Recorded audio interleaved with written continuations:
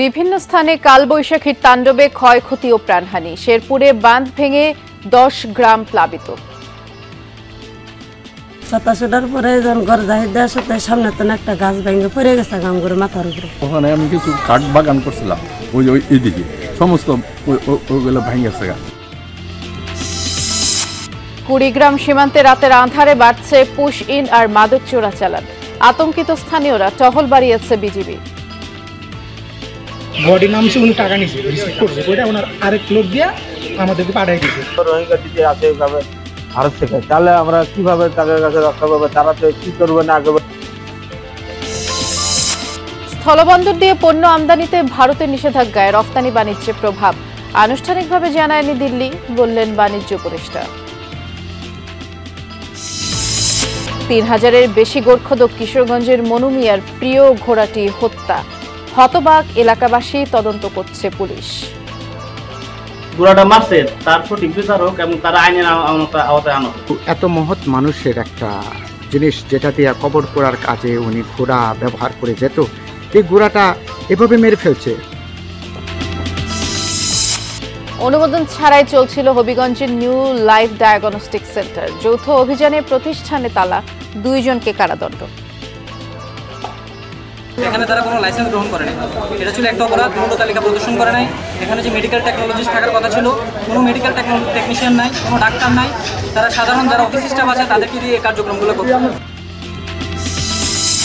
মাছ শিকারে নিষেধাজ্ঞার 1 মাসেও সরকারি সহায়তা পাননি নোয়াখালীর জেলেরা। অভাব অনটনে কাটছে দিন। আমাদের জেলে কার্ড দিছে এরা, কিন্তু আমরা জেলে কার্ড পাইও সাইল পাই না। 5 টাকা সাহায্যতা পাইছিল। মানুষের টাকা পয়সা পাইব, দোকানদাররা পাইব, গদিয়ালারা পাইব, বিভিন্ন ধরা কিছু ধরা।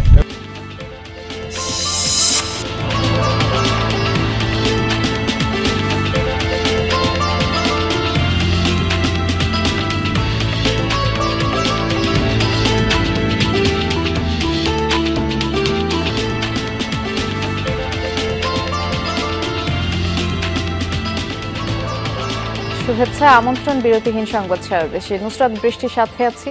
শিরোনামগুলো শুনছিলেন। জামালপুর ও মেহেরপুরের বিভিন্ন স্থানে শনিবার রাতে তাণ্ডব চালায় কালবৈশাখী ঝড়। এতে ঘরবাড়ি ক্ষতিগ্রস্ত হয়েছে, খোলা আকাশের নিচে অনেকেই রাত কাটান।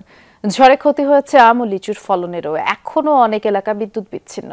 গাইবান্ধায় ঝড়ো বাতাসে চা দোকানের উপরে গাছ ভেঙে এক নারীর প্রাণ গেছে। কালবৈশাখীর তাণ্ডবে মুহূর্তেই লন্ডভন্ড জামালপুরের মেলান্দহের বিভিন্ন এলাকা। ভেঙে পড়ে গাছপালা, কাঁচা বাড়িঘর। স্থানীয়রা জানায়, শনিবার রাতে মেলান্দহ, ইসলামপুর ও দেওয়ানগঞ্জ উপজেলার ওপর দিয়ে বয়ে যায় তুমুল ঝোড়ো বাতাস, সাথে ভারী বৃষ্টিও। কালবৈশাখীর তাণ্ডবে 3 উপজেলায় গাছপালা ভেঙে পড়ার পাশাপাশি ক্ষতি হয়েছে শতাধিক বাড়িঘরের। অনেকেই রাত কাটান খোলা আকাশের নিচে। সঞ্চালন লাইন ক্ষতিগ্রস্ত হয়, এখনও বিদ্যুৎ বিচ্ছিন্ন অনেক এলাকা। আমার ওই যে কলার বাগান পুকুরাটা গেছে, ওখানে বাঁশের জালটা উড়ে গেছে। ওখানে আমি কিছু কাঠ বাগান করছিলাম, ওই এদিকে সমস্ত ওইগুলো ভেঙে গেছে। ঘরটা ভেঙে পড়ে গেছে, ঘরটা আসল আসছিল, আর কিচ্ছুই নেই। সারা রাত বৃষ্টির মধ্যেই রাত কাটাই দিছি, কি করবো। মেহেরপুরে শনিবার সন্ধ্যার পর আঘাত হানে কালবৈশাখী। প্রচণ্ড ঝোড়ো বাতাসে ভেঙে পড়ে গাছপালা, লণ্ডভণ্ড হয় কাঁচা বাড়িঘর। আহত হন কয়েকজন। ক্ষতিগ্রস্ত এলাকায় এখনও স্বাভাবিক হয়নি বিদ্যুৎ সরবরাহ। ক্ষতিগ্রস্ত হয়েছে আম ও লিচুর বাগানও। ঝরে পড়েছে ফলন। এছাড়া ঝড় বৃষ্টিতে ক্ষতি হয়েছে বিভিন্ন ফসলেরও। রাত্রে এসে দেখছি সব লিচু পড়ি, একদম মানে লিচুর উপর লিচু। আর এই আম তো ধরেন মানুষের একজনে কেউ 10 বস্তা 5 বস্তা করে কুড়ে নিয়ে গেছে। 30,000 টাকার ভ্যানের ব্যাটারি নষ্ট হয়ে গেছে, ভ্যান ভেঙে, আর হচ্ছে ঘর ভেঙে গেছে, ভেঙে গেছে। এটা তো খুব বিপদগ্রস্ত। যদি সরকার কোনো একটু সহযোগিতা করে, তাহলে বাচ্চা কাচ্চা নিয়ে এরা থাকার মতো একটা পরিবেশ করতে পারে। ফসলের ক্ষয়ক্ষতি নিরূপণে কাজ চলছে বলে জানিয়েছে কৃষি সম্প্রসারণ অধিদপ্তর। ঝড়ে ক্ষতিগ্রস্তদের সহায়তার আশ্বাস উপজেলা নির্বাহী কর্মকর্তার। তো আমাদের সবচেয়ে বেশি ক্ষতি বা আক্রান্ত হয়েছে কলা বাগান, এটা আমরা জানতে পারছি আর কি। আর আম স্বাভাবিক অবস্থা এখন পরিপক্ক হয়ে গেছে, ঝড় হয়েছে, কিছু পড়ে গেছে, গাছে কিছু আছে, তো আমের খুব বেশি ক্ষয়ক্ষতি হয়তো হবে না আশা করছি। বিভিন্ন মাধ্যম দিয়ে তথ্য সংগ্রহ করছি, তথ্য সংগ্রহ করে যদি যাদের ক্ষয়ক্ষতি বেশি হয়েছে এবং আমরা ঊর্ধ্বতন কর্তৃপক্ষকে জানিয়ে যতটুকু যা সাহায্য করার দরকার আমরা সরকারিভাবে করব ইনশাল্লাহ। এদিকে রোববার ভোরের দিকে শেরপুরের ঝিনাইগাতিতে পাহাড়ি ঢলে সোমেশ্বরী নদীর বাঁধ ভেঙে প্লাবিত হয় অন্তত 10টি গ্রাম, তলিয়ে যায় বাড়িঘর, দোকানপাট, ক্ষতি হয়েছে গ্রামীণ সড়কেরও। পানি আরও কমে আসলে বাঁধের ক্ষতিগ্রস্ত অংশ মেরামতের কাজ শুরু হবে বলে জানিয়েছেন সংশ্লিষ্ট কর্মকর্তারা। জাহিদ হাসান, যমুনা নিউজ। শেরপুরের ঝিনাইগাতিতে উজানের ঢলে সোমেশ্বরী নদীর বাঁধ ভেঙে 10টি গ্রাম প্লাবিত হয়েছে এবং বোরোর আবাদও ক্ষতিগ্রস্ত হয়েছে। এ বিষয়ে খোঁজ খবর রাখছেন সহকর্মী আদিল মাহমুদ উজ্জ্বল, তিনি আমাদের জন্য অপেক্ষা করছেন। উজ্জ্বল, একটু আমাদেরকে দুর্গত এলাকার কি অবস্থা সেটি তো জানাবেন। এর পাশাপাশি যেহেতু 10টি গ্রামের অবস্থাই খুব বেশি খারাপ হয়ে গেছে, তাদের এই অবস্থার উত্তরণে প্রশাসনের পক্ষ থেকে কোনো ধরনের উদ্যোগ নেওয়া হলো কিনা?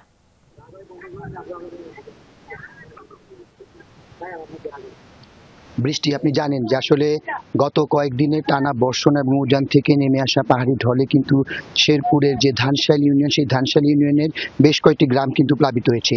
আমি যদি আপনাকে একটু দেখাই যে সদ্য বোরো লাগানো যে ধান ক্ষেতগুলো ছিল, সেই ধান ক্ষেতে যদিও 80% ধান কাটা হয়ে গেছে, তবে গতকালকের এই পাহাড়ি ঢলে কিন্তু এখনো সেই ক্ষেতগুলোর ধান কিন্তু পানির নিচে। তবে আমি যতটুকু দেখেছি এখানে বিশেষ করে পলাশিয়া, এখানে যে বাগের ভিটা আছে এবং বিলাসপুর সহ বেশ কয়েকটি গ্রামে কিন্তু এখানে পানির তোড়টা একটু বেশি। এবং আমি যদি আপনাকে একটু বলি, গতকালকের এই হঠাৎ করে এই পাহাড়ি ঢলে যে এখানে যে একটি পাকা দোকান কিন্তু সম্পূর্ণ পানির ভেসে নিয়ে গেছে এবং সেখানে দোকানের মালামাল কিছু বাঁচাতে পারেনি এবং এইখানে প্রত্যেকটি বাড়ি ঘরে কিন্তু পানি ছিল। যদিও আপনি জানেন এটা ফার্স্ট ফ্লাড এবং পানি এখন কমতে শুরু করেছে। প্রশাসনের সাথে আমি কথা বলেছি, প্রশাসন আমাকে যতটুকু বলেছে এখানে যে ক্ষতিগ্রস্ত বাঁধটি আছে সেই বাঁধটি মেরামতের জন্য কিন্তু ঠিকাদারকে নির্দেশ দেওয়া হয়েছে এবং এইখানে এখন পর্যন্ত কিন্তু বৃষ্টি আবারও শুরু হওয়ার মতো অবস্থায় চলে এসেছে। বৃষ্টি যদি বাড়ে সেখানে কিন্তু বন্যার ভয়াবহতা আরো বাড়তে পারে। তবে আপাতত এখন পর্যন্ত যতটুকু আমাদের কাছে খবর আছে যে পানি কমতে শুরু করেছে। বৃষ্টি, ধন্যবাদ, আপনি বিস্তারিত জানাচ্ছিলেন উজ্জ্বল। বাংলাদেশের প্রথম 5D AI ইনভার্টার যুক্ত সর্বোচ্চ বিদ্যুৎ সাশ্রয়ী যমুনা এয়ার কন্ডিশনার। কুড়িগ্রাম সীমান্ত দিয়ে বেড়েছে পুশ ইনের ঘটনা। রাতের আঁধারে লোকজনকে বাংলাদেশ অংশে ঠেলে দিচ্ছে ভারতীয় সীমান্তরক্ষী বাহিনী বিএসএফ। এতে করে আতঙ্ক বেড়েছে স্থানীয়দের মধ্যে। একই সাথে সীমান্ত পথে বেড়েছে মাদক ও চোরাচালান। জনগণকে সাথে নিয়ে সীমান্ত নিরাপত্তা জোরদারের কথা জানিয়েছে বিজিবি। মাদক ও চোরাচালানের অন্যতম একটি রুট কুড়িগ্রামের সীমান্তবর্তী এলাকা। এর সাথে নতুন করে যুক্ত হয়েছে পুশহীন আতঙ্ক।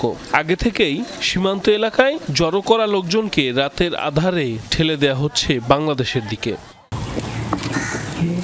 মিয়ানমারের সংঘর্ষে ঘরবাড়ি হারিয়ে ভারতে আশ্রয় নিয়েছিল মাহমুদুল্লাহ ও রোমানা বেগম দম্পতি। গেল 7 মে ভাওয়ালকুড়ি সীমান্ত দিয়ে রাতের আধারে তাদের পরিবারের 5 সদস্যকে পুশহীন করে বিএসএফ। 3 ঘন্টা গাড়ি চালাইছে, গাড়ি চলাই বাজায় আড়াই রানির ফড়ে ভার করে দিয়ে আরা হনিবারি বাংলাদেশ নো হনিবারি ইন্ডিয়া নো হবে পারি। রাত্রে চোখ বেঁধে প্রায় সারা রাত হেঁটে 2 ঘন্টা 14 ঘন্টার মধ্যে ছিলেন। তারপরে তারা অপরিচিত জায়গায় আসে। সকালবেলা যখন আমাদের খবর দেয় তখন আমরা বুঝতে পারি আমাদের সামনে তারা এসেছে, ওনারা বুঝতে পারে বাংলাদেশ। জেলার 7 উপজেলার সাথে ভারতের আসাম, পশ্চিমবঙ্গ ও মেঘালয় রাজ্যের সীমান্ত রয়েছে। এর মধ্যে স্থল ও নদীপথে 50 থেকে 60 কিলোমিটার অংশে নেই কাঁটাতার। চলতি মাসে বিভিন্ন সীমান্ত দিয়ে ভারতে থাকা 36 রোহিঙ্গা সহ 44 জনকে পুশহীন করে বিএসএফ। পূব দিক থেকে 30-40 জন লোক আসতে আছে। সব আমি নিজে দেখলাম, আরো মানুষ খারাপ হলো, আরো মানুষ জিজ্ঞেস করলো এই তোর বাড়ি গড়াই, ওরা ফির কথা বলতে পারে না। রোহিঙ্গা যদি আছে এইভাবে ভারত থেকে, তাহলে আমরা কিভাবে তাদের কাছে রক্ষা পাবো, তারা তো কি করবে না করবে এত কিছু আমরা বুঝতে পারতেছি না। শুধু পুশহীন নয়, সীমান্ত এলাকায় ব্যাপকভাবে বৃদ্ধি পেয়েছে মানব পাচার ও চোরাচালান। বলা হয়েছে যে আমরা 4 জন একসাথে আমার স্বামীর কাছে আমার নিব, তারপরে 3 জনরা আলাদা করে মনে করেন আলাদা করে রাখছে, আমার আলাদা করে রাখছে। বডি নামছে, উনি টাকা নিছে, রিসিভ করছে, ওইটা ওনার আরেক লোক দিয়া আমাদেরকে পাঠাই দিয়েছে এবং উনি সিংমারি পর্যন্ত আনছে ভারতের আইনা। ওর ওই দ্বিতীয় লোক আবার তৃতীয় লোক দিয়ে সে চলে গেছে। জনগণ ও সীমান্তের নিরাপত্তা নিশ্চিতে টহল জোরদারের কথা জানিয়েছেন বিজিবি মহাপরিচালক। আমাদের বর্ডারটা এত বিস্তৃত, আসলে প্রতিটি জায়গা তো গার্ড করা সম্ভব না। এজন্যই আমরা জনগণের সাহায্য চেয়েছি, আনসারের সাহায্য নিচ্ছি। তবে আমাদের দেশের জন্য, জাতির জন্য ক্ষতিকর হবে এমন কোনো কিছু যেন না হয়, সেজন্যই আমরা জোরদার নিরাপত্তা নিশ্চিত করার চেষ্টা করছি। জেলা পুলিশ বলছে 2020 থেকে 2025 সাল পর্যন্ত পাসপোর্ট আইনে কুড়িগ্রামে 65টি মামলা এখনো বিচারাধীন। সাইফ আহমেদ, যমুনা নিউজ। পূর্ব ঘোষণা ছাড়াই স্থলবন্দর দিয়ে বাংলাদেশি পোশাক, খাদ্যপণ্য, ফার্নিচার সহ বেশ কিছু পণ্য আমদানি বন্ধ করল ভারত। এর প্রভাব রফতানি বাণিজ্যে পড়েছে। স্থলবন্দরে রফতানি পণ্যবাহী ট্রাকের আনাগোনা নেই, অনেকটাই অলস সময় পার করছেন বন্দর শ্রমিকরা। এদিকে দ্বিপাক্ষিক আলোচনার মাধ্যমে সমস্যা সমাধানের তাগিদ দিয়েছেন ব্যবসায়ীরা। বাংলাদেশের স্থলবন্দর দিয়ে পোশাক, সুতা, প্লাস্টিক পণ্য, আসবাব, কনফেকশনারি সহ বেশ কিছু পণ্য আমদানি বন্ধের ঘোষণা দিয়েছে ভারত সরকার। দেশটির বাণিজ্য মন্ত্রণালয় বলছে শুধু নাভা, সেভা এবং কলকাতা সমুদ্র বন্দর ছাড়া অন্য কোনো বন্দর দিয়ে বাংলাদেশ থেকে এসব পণ্য আনা যাবে না। এরই প্রভাব পড়তে শুরু করেছে ইতিমধ্যে স্থলবন্দরগুলোতে। রফতানির আদেশ থাকলেও এসব পণ্য পাঠাতে পারছেন না ব্যবসায়ীরা। স্থলবন্দর ইয়ার্ডেও নেই পণ্যবাহী ট্রাকের আনাগোনা। আখাউড়া স্থলবন্দরে আগে যে পরিমাণ 50-60 গাড়ি আসতো, সেই পরিমাণে আজকে গাড়ি আসে নাই, অর্ধেকের যে কমে নেমে গেছে গাড়ি। যে পণ্যগুলোর উপর নিষেধাজ্ঞা জারি হয়েছে তার অধিকাংশই এই বন্দর দিয়ে রপ্তানি করা হয়। সকল পণ্য এখন নিষিদ্ধ হয়ে গেছে আমাদের এই বন্দর দিয়ে যেসব পণ্য যাচ্ছে আর কি। তো এতে আমরা ব্যবসায়িক অনেক ক্ষতিগ্রস্ত হয়েছি। ব্যবসায়ী এবং অর্থনীতিবিদরা বলছেন স্থলবন্দর দিয়ে ভারত থেকে পণ্য আনার সুযোগ থাকলেও পাঠানো বন্ধ করে দেওয়া হয়েছে। এরই প্রভাব পড়বে দেশের রফতানি বাণিজ্যে। ভারতের উত্তর পূর্বাঞ্চলের বাজার ধরে রাখা এখন বেশ চ্যালেঞ্জের মুখে পড়বে। আলোচনা করে এই সমস্যা দূর করার আহ্বান জানিয়েছেন বিশ্লেষকরা। ইন্ডিয়া ল্যান্ড পোর্টগুলো থেকে এক্সপোর্ট বন্ধ করে দিয়েছে। এটা আসলে আমাদের এক্সপোর্টের উপর একটা বিশাল বড় ধাক্কা আসবে। যারা আমাদের থেকে ইম্পোর্ট করছে আসলে তাদের উপর একটা কস্টের একটা আপনার ইমপ্লিকেশন আসবে। আশা করি এটা আবার রিভিউ হবে। আমাদের আঞ্চলিক বাণিজ্য বিকাশের ক্ষেত্রে এটি একটি অন্যতম একটি প্রতিবন্ধকতা। আমার মনে হয় যে দ্বিপাক্ষিক আলোচনা করে আমাদের এই জায়গাটাকে আমাদের অব্যাহত রাখা উচিত। তবে ভারত হয়ে নেপাল বা ভুটানে এসব পণ্য যাওয়ার ব্যাপারে কোনো নিষেধাজ্ঞা নেই। গত মাসে আকাশপথে তৃতীয় দেশে পণ্য রফতানির জন্য বাংলাদেশকে ট্রান্সশিপমেন্ট সুবিধা বন্ধ করে দেয় ভারত। রাবেয়া স্মৃতি, যমুনা নিউজ। ভারতের বন্দর ব্যবহার করে পণ্য আমদানি রফতানি স্থগিতের সিদ্ধান্ত আলোচনার মাধ্যমে সমাধান করা সম্ভব বলে মনে করেন বাণিজ্য উপদেষ্টা শেখ বশির উদ্দিন। তিনি বলেছেন, এমন সিদ্ধান্তে বড় রফতানিকারক হিসেবে ভারতই ক্ষতিগ্রস্ত হতে পারে। সচিবালয়ে নিয়ে গণমাধ্যম কর্মীদের প্রশ্নের জবাবে বাণিজ্য উপদেষ্টা বলেছেন, বাণিজ্যের ক্ষেত্রে দুই দেশের ভোক্তা ও ব্যবসায়ীরাই জড়িত এবং ক্ষতি হলে দুই দেশেরই হবে। তবে নিষেধাজ্ঞার ফলে বাংলাদেশের চেয়ে ভারতীয় ব্যবসায়ীরাই বেশি ক্ষতিগ্রস্ত হবে, কারণ বাণিজ্যের ক্ষেত্রে ভারতই বাংলাদেশে বেশি রফতানি করে থাকে। এ সময় বাণিজ্য উপদেষ্টা বলেছেন, দেশের বাণিজ্য সক্ষমতা বৃদ্ধির উপর জোর দেওয়া হচ্ছে আর আলোচনার মাধ্যমেই এই সমস্যার সমাধান করা সম্ভব। আমি এখনো রিপোর্টটা দেখিনি। গতকালকেই তো আপনারাও যেমন সোশ্যাল মিডিয়াতে দেখেছেন, আমিও সোশ্যাল মিডিয়াতে দেখেছি। সো আমরা এটা হয়তো আরো 2-1 দিন লাগবে আমাদেরকে পুরো জিনিসটা একটা স্থিতি নেওয়ার জন্য। আমি কিছু তথ্য চেয়েছি, সেই তথ্যগুলো হয়তো বা আজ না হলে কাল নাগাদ আমি পেয়ে যাব। পেয়ে যাওয়ার পরে আমরা এই জিনিসগুলো সম্বন্ধে আরো ভালো জানতে পারবো। কিশোরগঞ্জের গোর্খদোক মনু মিয়ার মহৎ কাজের সাথী সেই ঘোড়ার নির্মম মৃত্যু এখনও মেনে নিতে পারেনি হাওরবাসী। সামাজিক মাধ্যমে ছড়িয়ে পড়া ঘোড়াটির নিথর দেহের ছবি ভীষণভাবে নাড়া দিয়েছে নেটিজেনদের। দূর দূরান্তে এই ঘোড়ায় চড়েই কবর খুঁড়তে যেতেন তিনি, আর বিনা পারিশ্রমিকে 3000-এর বেশি কবর খুঁড়েছেন মনু মিয়া। তিনি যখন রাজধানীতে চিকিৎসাধীন তখন ঘোড়াটিকে মেরে ফেলে দুর্বৃত্তরা। পুরো বিষয়টি খতিয়ে দেখার আশ্বাস পুলিশের। কিশোরগঞ্জের গোরখোদক মনু মিয়ার ছবি ঘুরছে সোশ্যাল মিডিয়ায়, সাথে তার মহৎ কাজের সাথী ঘোড়াটি। নানা অসুখ নিয়ে মনু মিয়া যখন রাজধানীর একটি বেসরকারি হাসপাতালে চিকিৎসাধীন, সে সময় কে বা কারা মেরে ফেলেছে মুখ এই প্রাণীটিকে। হাওড়াঞ্চলের বাসিন্দা মনু মিয়া কারো মৃত্যুর খবর শুনলে যত দূরই হোক খুন্তি কোদাল নিয়ে ছুটতেন কবর খুঁড়তে। কাজের সুবিধার্থে ফসলি জমি বিক্রি করে কিনেছিলেন ঘোড়াটি। শুক্রবার সকালে মিঠামইনের হাসিমপুর এলাকায় রাস্তার পাশে রক্তাক্ত অবস্থায় প্রাণীটিকে পাওয়া যায়। যেদিন রাতে ঘোড়াটিকে মেরে ফেলা হয় সেদিন রাতেই তিনি হাসপাতালে মুমূর্ষ অবস্থায় শুয়েও বলছিলেন, হে আমার ঘোড়ার ঘুঙ্গুরটা মনে হয় হারায় গেছে। ওনার স্ত্রী এখনও ওনাকে জানাননি যে ওনার ঘোড়াটাকে দুর্বৃত্তরা মেরে ফেলেছে, কারণ উনি বলছিলেন কান্না করতে করতে, এখন তো আমার একটা প্রাণী গেছে, তখন আমার মানুষটাকেও আমি হারিয়ে ফেলবো যদি এই ঘোড়ার মৃত্যুর খবরটা তাকে দেই। এখন পর্যন্ত বিনা পারিশ্রমিকে ৩,০০০-এর বেশি কবর খনন করেছেন ৬৭ বছরের মনু মিয়া। পৈতৃক সম্পত্তি থেকে উপার্জনে দূর দূরান্তে ঘোড়ায় চড়ে যেতেন মানুষের উপকার করতে। শুধু কবর খোঁড়া নয়, জানাজাতেও অংশ নিতেন তিনি। মহৎ কাজের সেই সারথীর এমন নির্মম পরিণতি হবে ভাবতে পারেনি কেউ। বাবার টাকা ক্ষতি করিয়া উনি ঘোড়া কিনছিল এবং বিভিন্ন জায়গায় যখন মানুষ মারা যায় ঘোড়া দিয়ে মানুষের কবর খুঁড়ে। এত মহৎ মানুষের একটা জিনিস যেটা দিয়ে কবর করার কাজে উনি ঘোড়া ব্যবহার করে যেত, এই ঘোড়াটা এভাবে মেরে ফেলছে। এই ঘটনায় কে বা কারা জড়িত তা খতিয়ে দেখার আশ্বাস পুলিশের। এই ঘোড়াটি আমাদের এই ইটনা উপজেলার জয়সিদ্ধি গ্রামের মনু মিয়া নামে এক ব্যক্তি ব্যবহার করতেন। এই বিষয়ে এখন পর্যন্ত কোনো অভিযোগ আসেনি। যদি আসে আমি আইনগত ব্যবস্থা গ্রহণ করব। নিঃসন্তান মনু মিয়া শেষ আশ্রয়ে তার স্ত্রী রহিমা বেগম। এখন পর্যন্ত মোট 14টি ঘোড়া কিনেছিলেন এই গোরখোদক। এটাই ছিল তার সবশেষ ঘোড়া। হুমায়ুন রশিদ, যমুনা নিউজ। অনুমোদন নেই, তবুও চলছিল ডায়াগনস্টিক সেন্টার। ল্যাব টেকনোলজিস্ট না থাকা সত্ত্বেও চালানো হচ্ছিল গুরুত্বপূর্ণ মেডিকেল টেস্ট। হবিগঞ্জের নিউ লাইফ ডায়াগনস্টিক সেন্টারে এমনই চিত্র উঠে এসেছে যৌথ অভিযানে। প্রতারণার অভিযোগে প্রতিষ্ঠানটি আপাতত বন্ধ করা হয়েছে, আর 2 জনকে কারাদণ্ড দিয়েছে প্রশাসন। হবিগঞ্জের নিউ লাইফ ডায়াগনস্টিক সেন্টার, সরল বিশ্বাসে সেখানে চিকিৎসা সেবা নিতে রোগীরা। দীর্ঘদিন ধরে প্রতিষ্ঠানটি চললেও ছিল না কোনো অনুমোদন। স্থানীয় প্রশাসন আর স্বাস্থ্য বিভাগের যৌথ অভিযানে বেরিয়ে আসে চাঞ্চল্যকর সব অনিয়ম। এতে হতবাক সেবাগ্রহীতারা। তাৎক্ষণিক ফিরিয়ে দেওয়া হয় রোগীদের।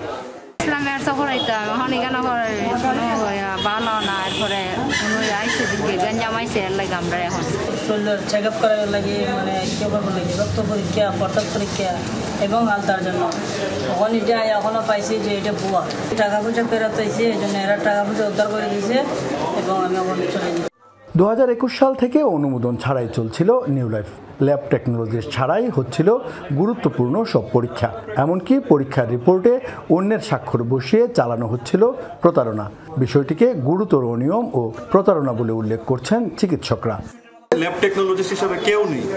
একজন লিলি নামে একজন ব্যক্তি এখানে ছিলেন, যিনি ওনার কোনো ডিগ্রি নেই বা ল্যাব পরিচালনা করার কোনো ধরনের দক্ষতা ওনার নেই। পাশাপাশি ওনাদের বর্জ্য ব্যবস্থাপনার অবস্থা অত্যন্ত দুর্বল। কালার কোডের কোনো বিন নেই।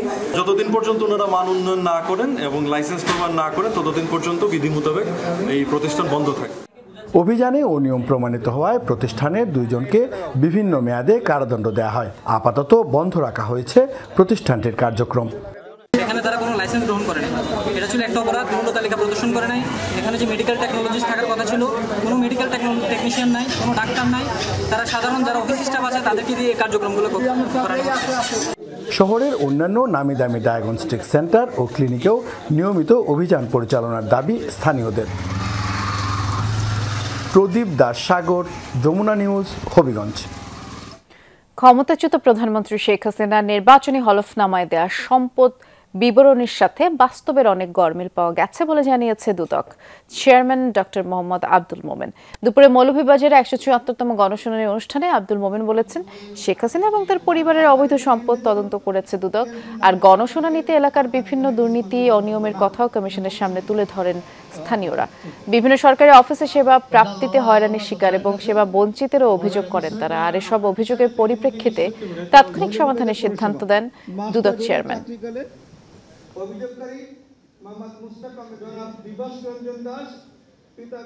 সাবেক প্রধানমন্ত্রী, তার সন্তান এবং তার ভগ্নী এবং তার সন্তান, তাদের বিরুদ্ধে মামলা দায়ের করা হয়েছে। ট্যাক্স রিটার্নে যে সম্পদ বিবরণী দেওয়া হয়েছে এবং আমরা যা পেয়েছি তার মধ্যে আমরা তুলনামূলক পরীক্ষা করে দেখছি যে তাতে সম্পদের পরিমাণ অনেকাংশে গোপন করা হয়েছে। যে কাজে সেগুলি আমরা মনে করছি একসময় এগুলি মামলা মোকদ্দমার দিকে এগোবে।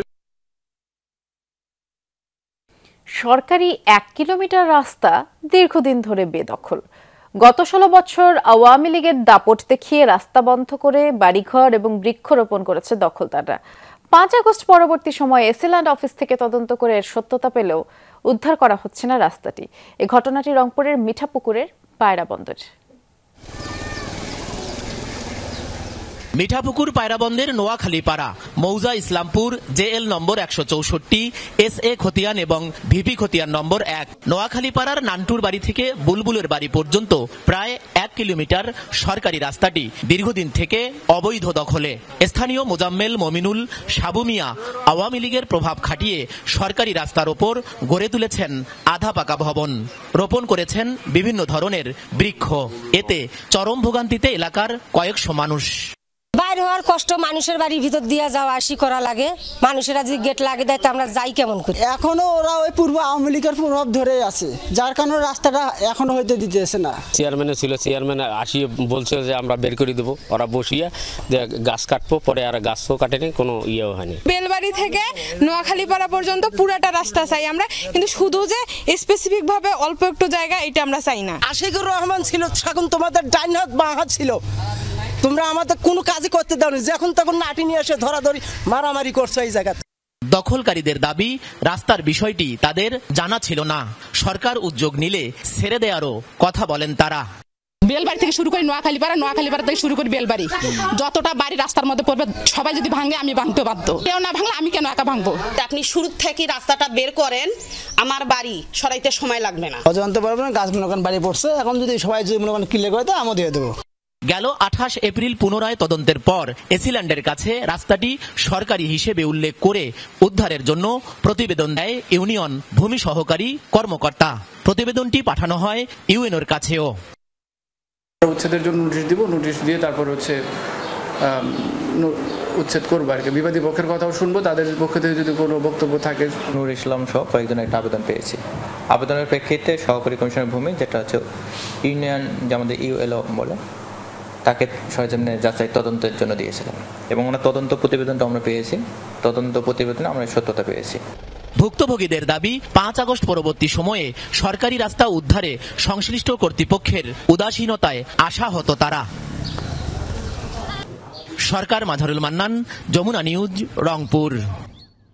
সিরাজগঞ্জে পুকুর খননকারীর কাছে চাঁদা চাওয়ার অভিযোগে গ্রেফতার যুবদল ও কৃষক দলের ৫ নেতাকর্মীকে কারাগারে পাঠিয়েছেন আদালত। দুপুরে চাঁদা দাবির মামলায় তাদেরকে গ্রেফতার দেখিয়ে আদালতে তোলা হয়। এর আগে শুক্রবার রায়গঞ্জ উপজেলার নইপাড়া এলাকায় নিজ জমির মাটি কেটে বাড়িতে ভরাট করছিলেন স্থানীয় হোসেন আলী। সেখানে গিয়ে স্থানীয় যুবদল এবং কৃষক দলের নেতাকর্মীরা ১.৫ লাখ টাকা চাঁদা দাবি করে বলে অভিযোগ ওঠে। পরে তাদেরকে আটকে রেখে মারধর করে বিক্ষুব্ধ গ্রামবাসী। ঘটনার কয়েকটি ভিডিও ফুটেজ ইতিমধ্যে সামাজিক যোগাযোগ মাধ্যমে ছড়িয়ে পড়ে। খবর পেয়ে আটকের পর তাদেরকে ডিবি পুলিশের কাছে হস্তান্তর করা হয়। পরদিন ভুক্তভোগীর ভাই বাদী হয়ে ৮ জনের বিরুদ্ধে মামলা করেন। বিএনপি নেতাদের দাবি, ফসলের জমিতে মাটি খনন কাজ মাসখানেক আগেই নিষিদ্ধ করেছে প্রশাসন।